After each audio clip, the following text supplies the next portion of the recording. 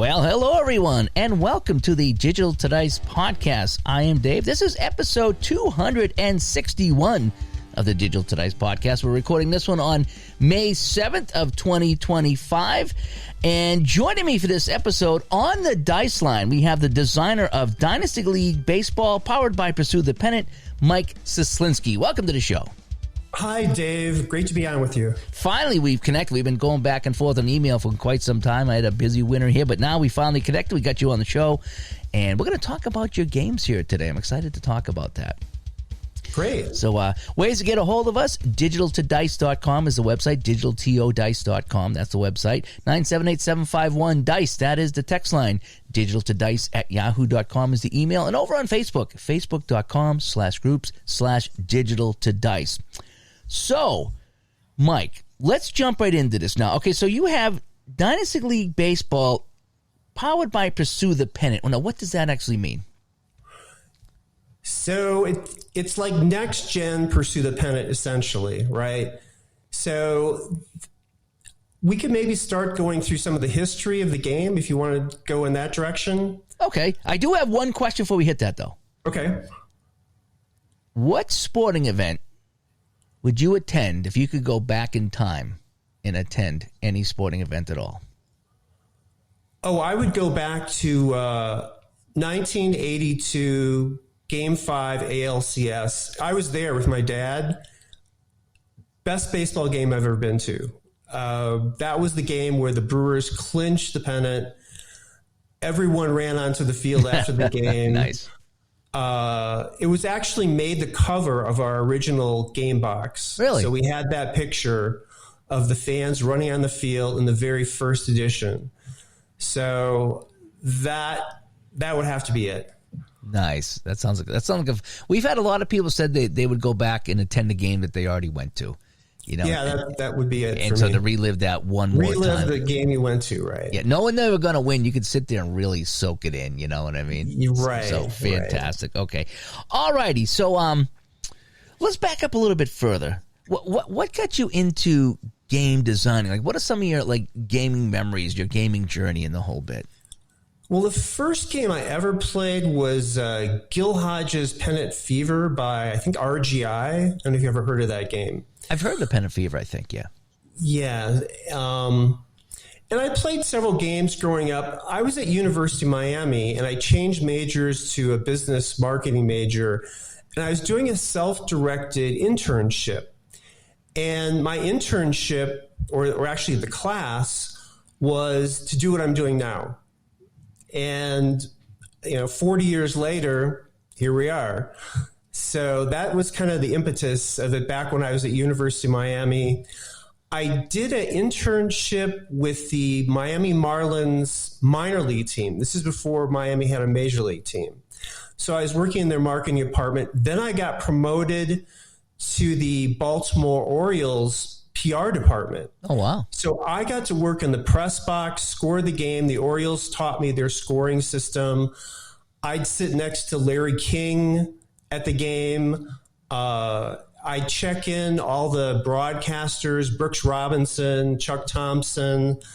I'd meet with the players, and I got to know a lot of the Orioles.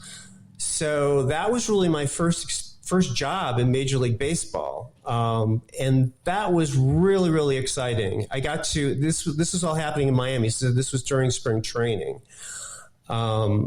And what a great way to, that was my class, right? So what a fun time. So after that, and I graduated, I had been playing pickup basketball with the Milwaukee Brewers. And Paul Molitor, Jim Gantner, Bob McClure, they were the ones that were there the most that were playing pickup basketball. Okay. So you get to be friends with them. They're your teammates, right? They're That's not weird just that they were getting their autograph, right? I can't believe they were allowed to play basketball because we had some incidences here in the Boston area, when I was growing up, 80s and 90s. And we had a prominent football player and I think a hockey player get hurt playing pickup basketball. And I think they said, no more pickup basketball for you guys. Yeah, so there are contracts that specify you can't do those type of things. Usually they would play like right after the season. So if they did get an injury, sprained ankle, they could come back in the spring. But yeah, it didn't stop them. They were out there. So at the time I was looking to try to launch the game, it was a lot more difficult, Dave, in that era. And when was this? When was this? What time? So this is 1982. I graduated. So from that point, from 1982, it took until late in 1984 to actually launch the game. So early 80s, right? At that point, there's no internet, right? Right, yeah. There's mainly just board games. There aren't too many PC games at that point. And you had to get licensing for the Players Association. There wasn't, like Kickstarter or anything like that. So I had gone all over looking for funding to start the game. Some amazing stories. I even drove all the way to Topps to meet with Cy Berger, who's like the grandfather of baseball cards. Nice.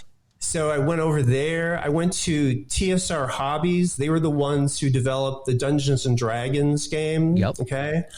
And they were local because they were in Lake Geneva because I grew up in Brookfield, Wisconsin. Just looking everywhere, trying to get, friends, family. So what finally happened is that I got the Milwaukee Business Journal interested in doing a front page story on what I was doing. Ooh, there you go. And I asked Paul Molitor if he would play the game with me for the story and do whole photo shoots, right? So he said, yeah, I'll do it. And at that time he was injured, so it even made it easier for him. That was 1984. So he had that elbow injury. I don't know if you remember that. So we go out to County Stadium in Milwaukee. We do the photo shoots. Before that, though, he took me into I think it was the umpire's room. And we played a full game of what was then my prototype, because I didn't have any production games printed. It was just a prototype of the game. And I think we were playing maybe 82 Brewers against 82 Orioles.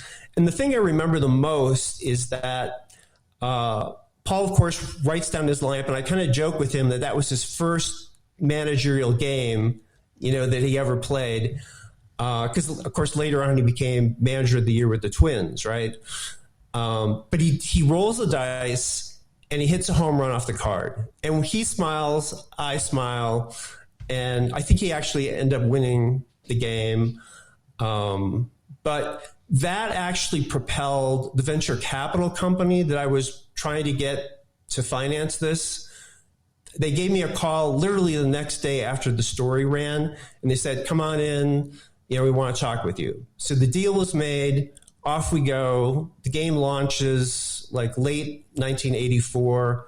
The original first edition of Pursue the Pennant. We're in all the baseball yearbooks with our ads and everything. And we really hit the ground running because we came out with features that at that point, pretty much no one else has. So in the early 80s, I think maybe Ballpark Baseball had ballparks, but we were doing ballparks in a way that was much more detailed in terms of showing just 7 different outfield locations and where the ball was hit and how the distance that it was hit and weather conditions. And then we add in things like foul territory. So really advanced ballpark features. And that's what we really were known for. And then when the second edition came out, that's where we had the 3D ballparks. And we were in a lot of retail distribution. So a lot of people saw us at Games by James in the Midwest. We were just everywhere. So the game was very, very successful. Big following. And what happened later actually didn't have anything to do with the game. It had to do with the venture capital company. They had some security violations and they had to sell the game for pennies on the dollar. So I was basically out with not much to show for it. And so were pretty much all the other limited partners. I was the general partner along with the other general partner. So that's when I started Dynasty League Baseball, which used the same game engine as Pursue the Pennant. So we launched in 1994, unfortunately, right during the strike, so terrible timing. Couldn't have launched at a worse time. So then that brings us to today, and it was a few years ago that we reacquired the rights to Pursue the Pennant. So because the game is actually using the same game engine, it just made sense to connect the two and bring back a lot of the original Pursue the Pennant features, like the 3D ballparks that you saw with the board game. Mm-hmm. It was really resonating with me about how much people love those 3D ballparks, because anytime we'd make a post about them, that was always like the post that got the most views, the most comments. So it was in 2023 that we brought them back. And again, tremendous response to those ballparks. This time, though, you probably noticed the original ones had artwork. So they were kind of cartoonish. And these are actually high resolution, wide angle photos, foul line to foul line. And they also have the feet instead of the abstract distance numbers, which Pursue the Pennant originally had. So you would hit a ball, for example, left field, 375 feet, goes onto Waveland Avenue. And that's the actual play result. It's not something that you make up like in a text result or imagine. It's actually onto Waveland Avenue. If you hit it 300, I'm just making this up. I think it's 390 onto Waveland Avenue. And then the same with like Sheffield Avenue. Go ahead. So in your game, okay, I haven't played it yet. So this is all new to me. It indicates how far the ball was hit in your game? In each of the 7 outfield locations, and there's special home run distances. So I mentioned like the Waveland Avenue, Sheffield Avenue. In Fenway Park, Green Monster.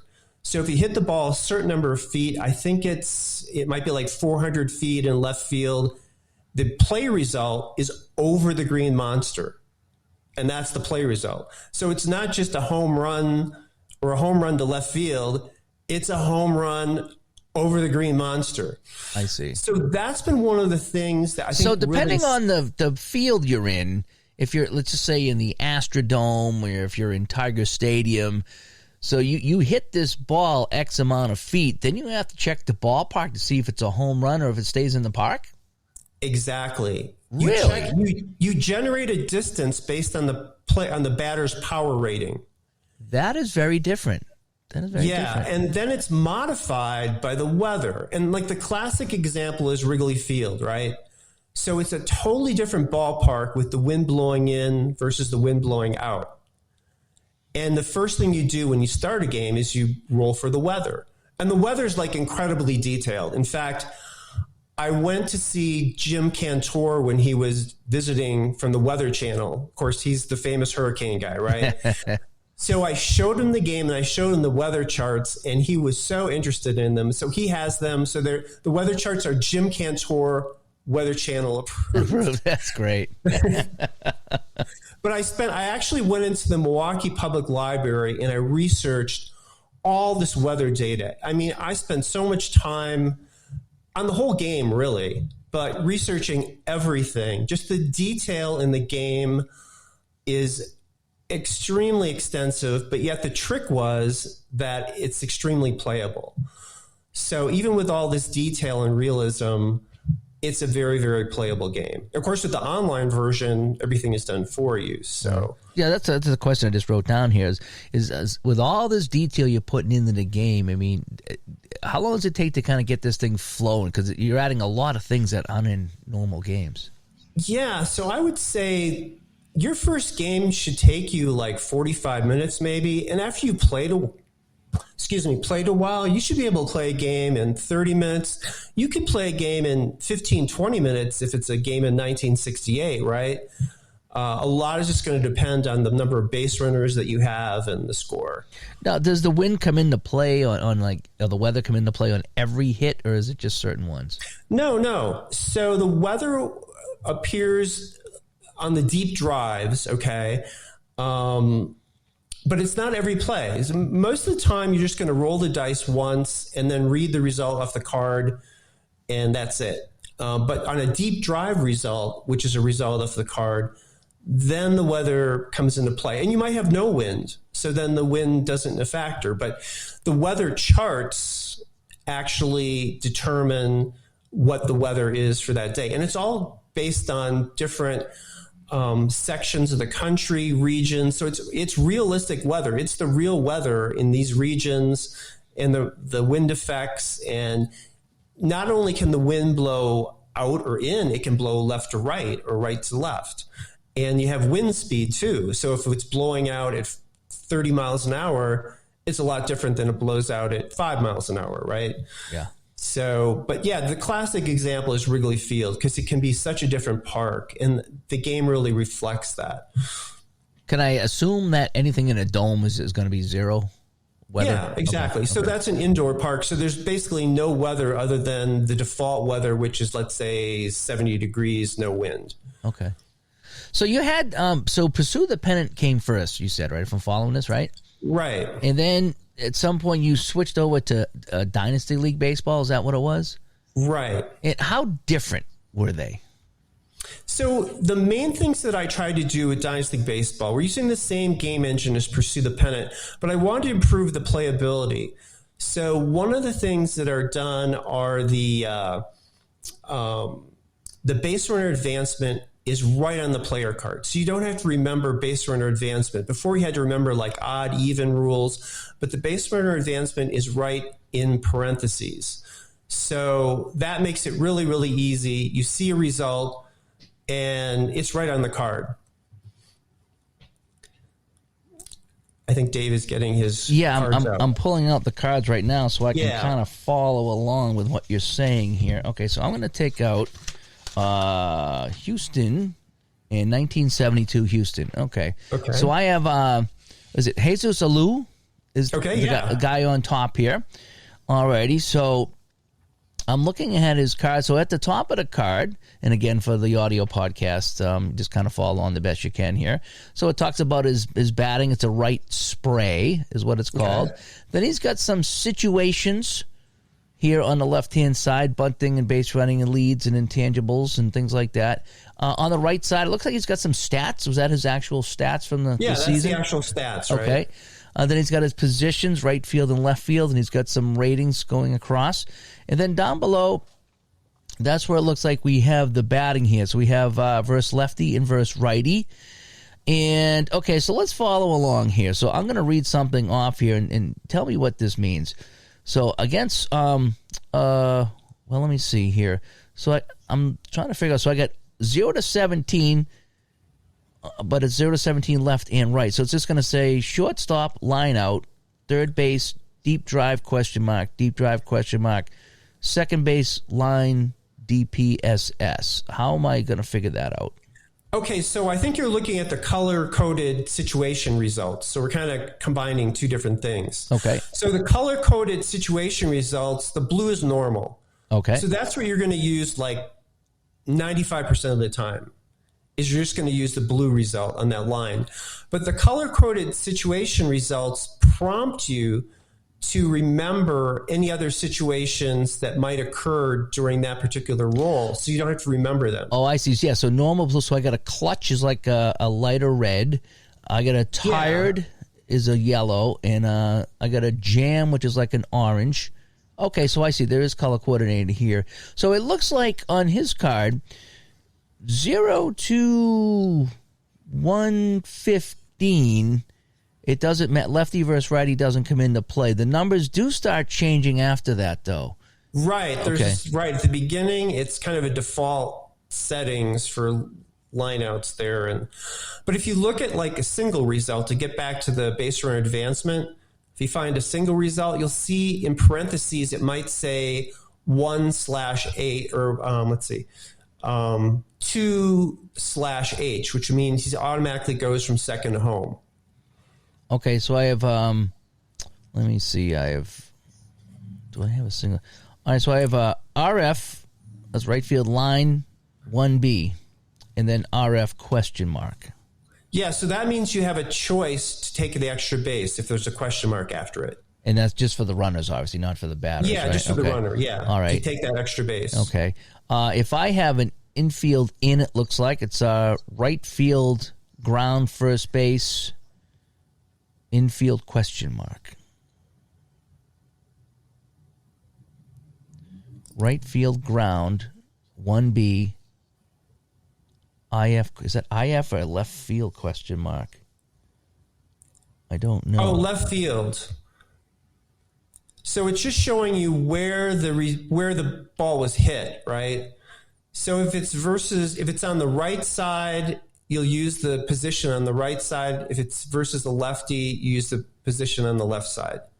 Okay, so if it's a lefty, it's right field. If the righty, it's lefty, right field, righty, left field. Yeah, that would be right. And it also says ground, first base. Yeah, so it's a ground single. Oh, ground single. Not first base. So the large capitalized letters are like 1B is single, 2B double, 3B triple, right? Okay. So on this particular one here, so if I'm hitting to right field, it's a ground first base. What does the runner do on that? What is in parentheses? Okay, again, it's RF, ground, 1B, then LF, and then in parentheses a question mark. Oh, so he can just go one base other than if he wants to take the extra base, then that's what the question mark means. So just one base advance. And is that for either right field or left field? So it would be going to the right fielder, I think, if it's versus the right side. Isn't that what it shows? RF is first, which is left of ground, and then LF is on the right of the 1B, if you can follow that. Yeah, so it's just that if you versus a left-handed pitcher, you use the position on the left side. So if it's right versus field. right-handed pitcher, you use the position on the right side. So that question mark that comes up, is that for both right field and left field? Yeah, it wouldn't matter, right? Okay. I didn't know if it was... The base runner advancement applies to wherever it goes. Okay. And I got... It would be easier, I guess, if we actually show it to people, because it's hard to envision describe without it, yeah. seeing it. Yeah. I'm just trying to get an idea what this looks like here. Okay, what is RR in the tan? Okay, so that's the gray results. They're actually optional. It's an optional rule, but in the online version, we just include it. What it is situations where the batter, for example, is tired. Okay. And that might be a case where like the catcher is playing a day game after a night game, and you would use that result. Okay, so it's because I was saying a couple of things. Tan is strikeout, so if they were tired, right. So he would be striking out instead of his normal result because he's playing a day game after a night game. Okay, so we can go through all these when we go online or we get the tabletop version. When you get to the tabletop version. Yeah, but I was just trying to look at some of these things here to see if I could just figure it out. So again, I got a Cliff Johnson here. He bats right, spray. And so we got the normal, the clutch, the tired, and that's all kind of explained as you play the game as which color you're going to look at. Yeah, so there are different situation results, and that's what I was going to get to next, because we started out with the what was I looking to do with the new version of Dynasty League Baseball, and one of the things was the base runner advancement into parentheses, so you didn't have to remember the results. And the other thing is the situation color coding, so you don't have to remember all the situations. So it prompts you to say, hey, is it a clutch situation? If that clutch situation actually appears on that line result, right? Okay. So it just makes it easy to remember different situations rather than trying to remember it oh, we were supposed to do that. Sometimes you play a game, oh, wait a second, we forgot about that. So this way you can't forget about it because it prompts you to say, hey, is this a clutch situation or not? Okay. But like I said, like 95% of the time, you're just using the blue normal result and you're rolling the dice once. So maybe like 80% of the time, the play result is going to come right off the card and it's going to be a blue normal result. Okay. So that's why the game flows fast, is because, you're not looking on charts that often. But when they come up, it can be really interesting because then it gets into some of the intricacies. Like the deep drive result that we talked about with the ballparks. Okay. I have a result here, and I don't want to get too deep into this here, but 140 to 163 versus a lefty. I'm talking about Cliff Johnson right now, 1972. Okay. It's all in blue, and it's the first line is a ground single. The second line is a long fly out to center field, and then the third line is home run. How do I determine which of those results? So are there different? There's different colors, right? No, not on this one here. They're all in blue. They're all in blue. There's 3 lines of text here between 140 and 163. I don't know if I can kind of. Okay, so you only read on that line, Dave. So you don't skip down. So you just stay on that line. So remember that the player cards are like a default. They're what's the word? The only thing that changes are the numbers on the sides. The numbers in the results in the middle don't change. But I have 3 different results here. It looks like I have a single into the outfield, I have a long fly out, and then I have a home run. Are you trying to read down or across? Well, again, the first line, it's a ground first base, and then below, again, it's still under. So you don't read below. You just read on that line. Okay. So if it's blank, you just ignore that line. But what I'm getting at is, how would I get down here to line 3 home run? What would be the factor? It looks like he doesn't have any home run numbers. Oh, okay. So he's not going to get a home run off of the batter's card. Okay. He has no home run numbers. Does that make sense? Okay, so it's on the. Okay, so 140 to 163, I'd go across, and that's a single ground first base single. Yeah, and then you only go across, and everything. You don't go down. Okay, so everything below that, there's no numbers to the left of these, so that's not like a continuation of the play, right? So there's not. So that's going to be. You just ignore that, right? Okay. You just stay on that line. Okay. Oh, yeah, so I'm looking here. So if I go to a Jesus Alous card, just for example, we have a hit by the pitch 188 to 201, but on the other side, a hit by a pitch for Cliff Johnson, there's no number for hit by the pitch, so I would ignore that. So he was not hit by a pitch, right? I would ignore it. Okay. Again, I'm just trying to feel out the cards here to get to the sense of what they look like here, because, again, it's very different than anything we've done here. Okay, so we got Pursue the Pennant comes back. You kind of so what kind of changes were made when you kind of merged the two, kind of sort of?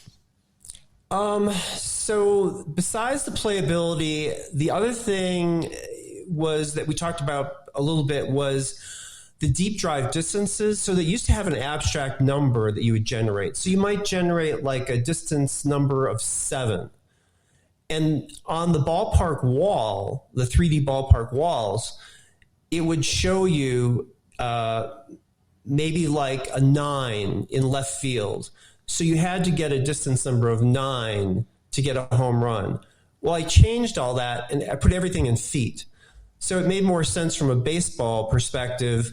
So you would have to hit a ball, let's say 370 feet to get a home run instead of hitting a 9. So that was one big difference. So it made it more baseball-y, let's say. And then you could have the fun with like the home run distances. So you could hit a ball, 470 feet, and then that's a really long home run, right? Yeah. So I'm looking at Cesar Cedeno's card, 1972 Houston. Where would I find the distance for is it on the card here, the distance that he hits it? No. So you would need to have the ballpark chart, and that's where you generate the distance that it's hit. Okay. And you would use his power rating. So his power rating is going to be A through F, with A being the best, F being the worst. And he's got a power rating versus lefty and righty. And then that's going to be generating on the ballpark chart the number of feet that the ball is hit. Okay. And we can go through that when we play the game. Yeah, we can do that. So it's not something that's on the card. So it's not going to say hitting the center field 277. No. You have to go to the ballpark chart. So when you go to the deep drive chart or get a deep drive result, you go to the different ballparks. And then each ballpark has its own set of results. And it includes not just the home runs, but in Fenway Park, if you hit a ball, let's say 350 feet to left field, it's off the green monster, right? And it goes for a double. So that's right on the chart. So all those ballpark charts are unique to the ballpark that you're playing in and reflects not only the home runs, but the extra base hits. Like Triples Alley. I was just in Oracle Park a couple weeks ago, and you really see in Triples Alley in Oracle Park just the amount of space and distance in there, and you can see how there's so many triples. So on the ballpark chart for Oracle Park, there's a line result that's pretty big that has triples for that particular park. So you might hit a ball, let's say 415 feet into Triples Alley in right center. Well, that's a triple. It's not a home run. But you might hit it 425. Well, then it goes over and it's a home run. But you actually see all those results in the ballpark charts. The ballpark charts are really fun to look at because you really get a sense of the ballparks themselves. So, the ballparks are a huge part of this. They're a huge part of the game. And like I said, this was all new back in 1984, 85. There was no ballparks for pretty much in any baseball simulation. Yeah, what are some of the biggest parks that you have in the game? What are some of the smallest parks? So, like Minute Maid Field is definitely a park that's really small, especially in left field, where you go into the porch. And there's a lot of detail in that park in terms of all the different results, just because that ballpark is so quirky. Oracle Park, definitely a pitcher's park. So that's one of the bigger parks. Wrigley Field, again, depending on the weather conditions, that can be a really good home run park. Miller Park, which is now American Family Field Park. That's a pretty good home run park. Another thing that we incorporate, and this isn't all in the ballpark charts, is a ballpark like Truist Field in Atlanta. Because it's at a high elevation, you get an extra number of feet added to the distance, just overall, for all home run results, because it's at that higher elevation. Oh, I see. Same with Coors Field.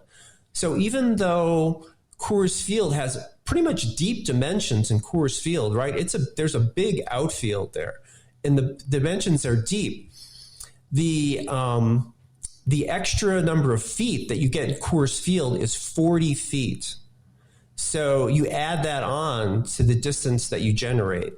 It makes more sense when you look at all the different charts, but they're fascinating to look through. When we do look at the board game, you'll be able to spend more time looking at all those charts, but it's fascinating going through and learning about the ballparks. And I think that's part of what I tried to do. Just a little bit of a tangent. When I was in spring training, I did an interview with Josh Boyd. He's the assistant general manager of the Texas Rangers.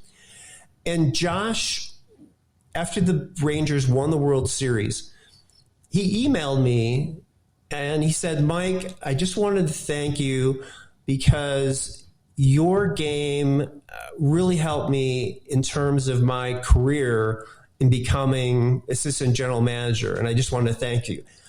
So it was just really flattering that one of the first things he's thinking about after winning the World Series is thanking me for the simulation that I developed and how much he said how much he learned. If you go into our store, pursuethepennant.com, it's the first thing you see. I've got his quote over there, but he talks about how much he learned playing the game and how that helped him in his career. So this simulation has been used by Mike Wilner, who's the broadcaster and now journalist for the Toronto Star. A lot of people have come up to me that are front office people and said just how much they've learned playing the game. So that's really flattering when you hear that kind of... That's really neat.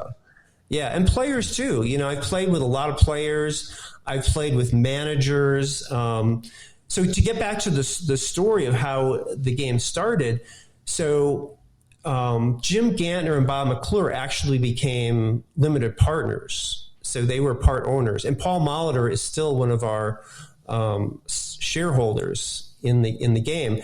And Craig Counsell, who, of course, is the Milwaukee Brewers and now Chicago Cubs manager, his dad, John, was one of our limited partners. So Craig played the game growing up. That's pretty cool there. Let me ask you something here. So when you sat down with Paul Molitor and he's playing the game, how did he, what was the reaction to him playing himself and his teammates in a board game? Oh, he loved it. I mean, that was, I think, part of the fun. And as I mentioned, he hit a home run leading off because he's batting leading off. So we roll the dice, and whatever number came up was a home run right off the card. Because off the batter's card, it's an automatic home run. It's off the pitcher's card that you have the deep drive result. So, yeah, we just laughed. I mean, it was like so much fun, actually having your own card, right? So as a player, you actually see your results. And, I've been doing player ratings now for like 40 years.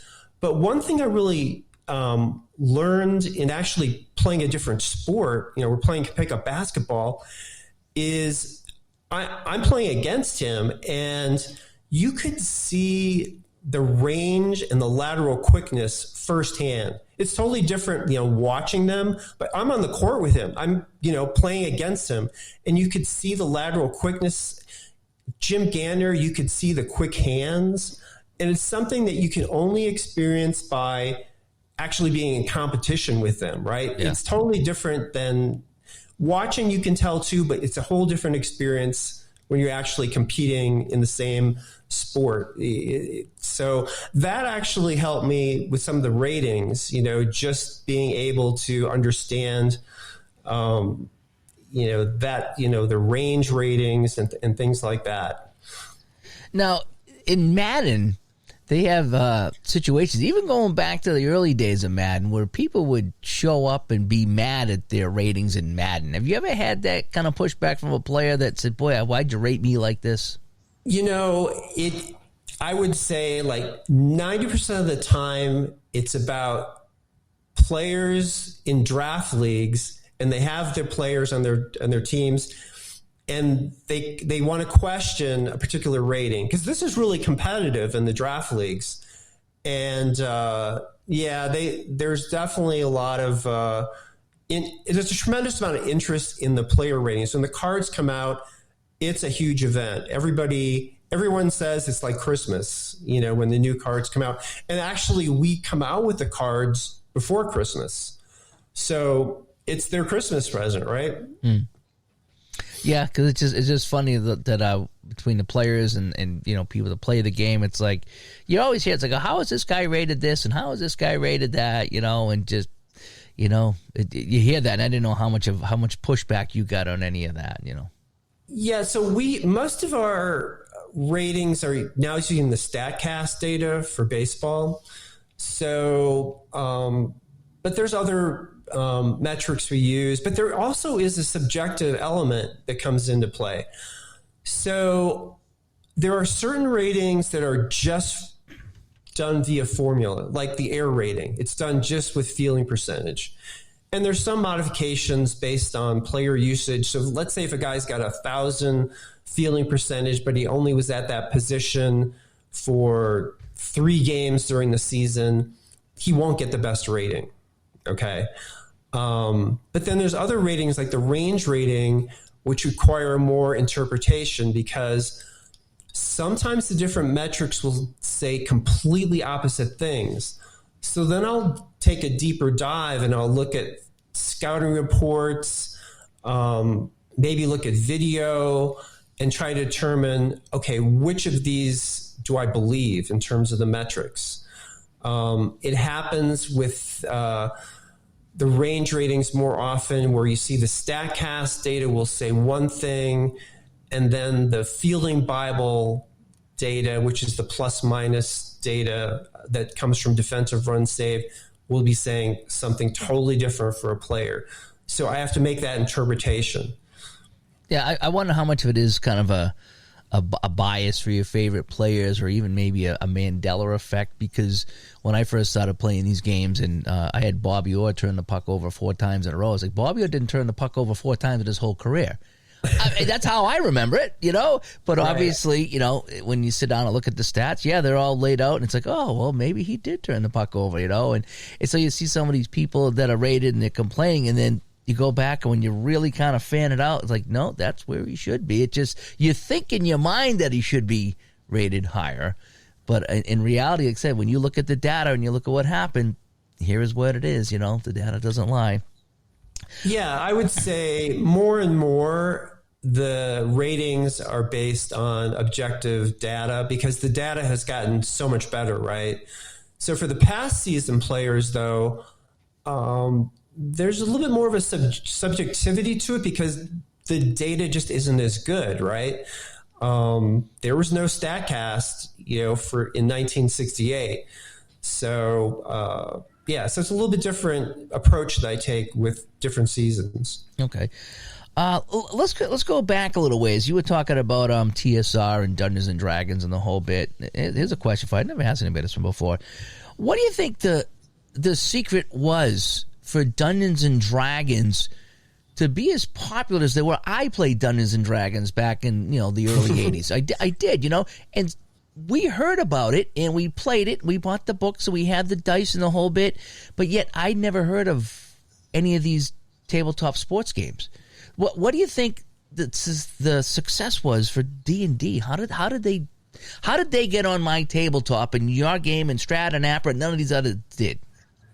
That's a good question. Well, I will say, though, that there's a huge gaming convention called Gen Con, which you're probably aware of, right? Mm-hmm. So they were in Milwaukee and before that in Lake Geneva at the time when we launched. So it was easy for us to go to the convention. So we were at as long as it was in Milwaukee, I think we were there every year. So a lot of these Dungeons and Dragons people that were playing that were finding about our game at the convention. So they actually did find out about us, during the convention. Also, another thing that is kind of funny is we were awarded top 100 games of the last 50 years by the book that was published by one of the TSR game designers. And in the review that they did, they talked about how the TSR game designers would play Pursue the Pennant during their lunch break. Oh, nice. So they were actually playing Pursue the Pennant during their lunch break. And these are the Dungeons and Dragons guy. So it's kind of a flip into what you were thinking that, everyone's playing the Dungeons and Dragons. The TSR guys were playing Pursue the Pennant. I'm just wondering how just D&D got so big, without the internet. That was just, it's just well, they had a lot of retail presence. I think they had a lot of conventions. I guess there was like kind of a social component to it. But yeah, that was a whole different time, right? Because the 80s, there was, like you said, there's no internet. So very different time. What was the hardest thing about putting this game together? I think at first just getting off the ground because, like I said, at that time you had to get licensing. There's a big investment up front in terms of printing the game. we didn't have a computer game the first year, so it was just the board game. The computer game didn't come until a few years later. So that was probably, it was a very, very difficult thing. I mean, I grew up in Milwaukee. This was not Silicon Valley. So trying to get any kind of funding was extremely difficult. And like I told in the story, it was actually the Milwaukee Brewers that helped start the game. Without their help, I probably would have gotten it started, but not to the level probably that it turned out to be. And as far as the design, it took, I was designed for like 4 or 5 years before the first version came out. And then there was a second edition and some changes were made. But actually the game has been very stable, since like those first 2 editions. So there hasn't been like wholesale changes. There's been like tinkering, but it's the same game engine. Okay. Well, when do you think it was finished? Like the current game right now, the one that we're going to be playing here, when was that finished? Good question. I don't think the game is ever quite finished. Even like as of last year, I added, a change to the ROB results. So there's a particular play on the ballpark charts that we talked about where you can rob a home run. So I changed a few of the numbers on that, but minor tweaks. They're like minor things. I would say more changes are happening on the online side because we're adding things that support the game itself, right? So things like sound we added.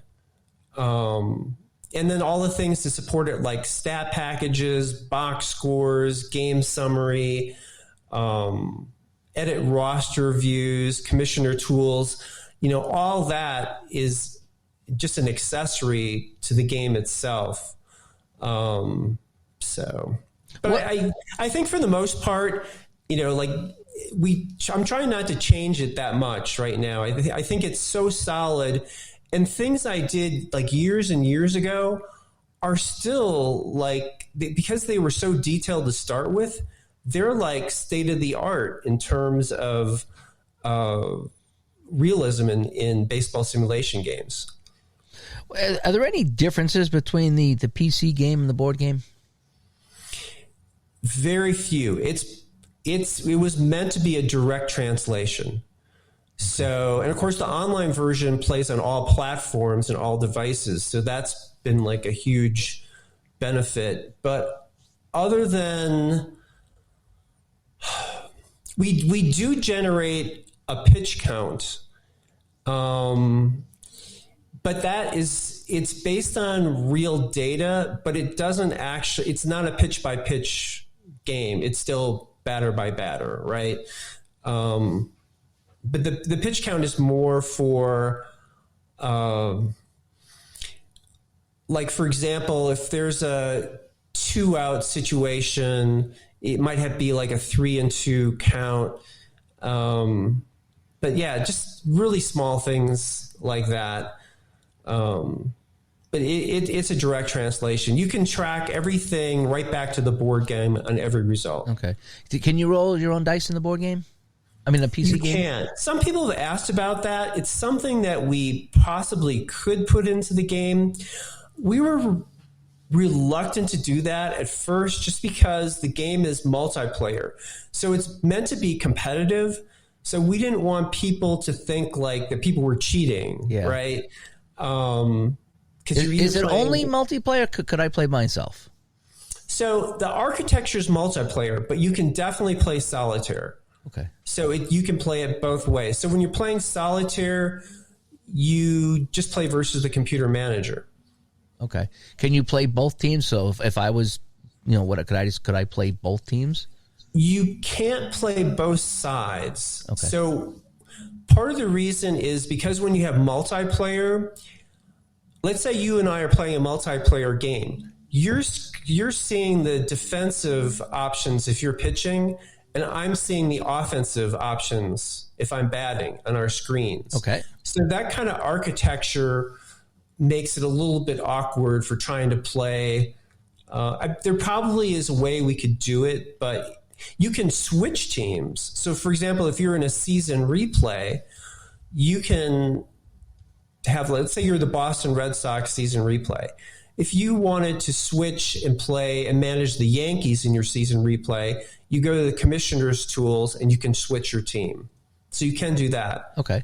But you still have to have an opponent. You can't be like playing, both sides. You're still playing against the computer manager. Okay. Unless you're with a friend, because you could play with even in your season replay, you can have a friend in your season replay and you can play against a friend, which I don't think any other simulation allows you to do.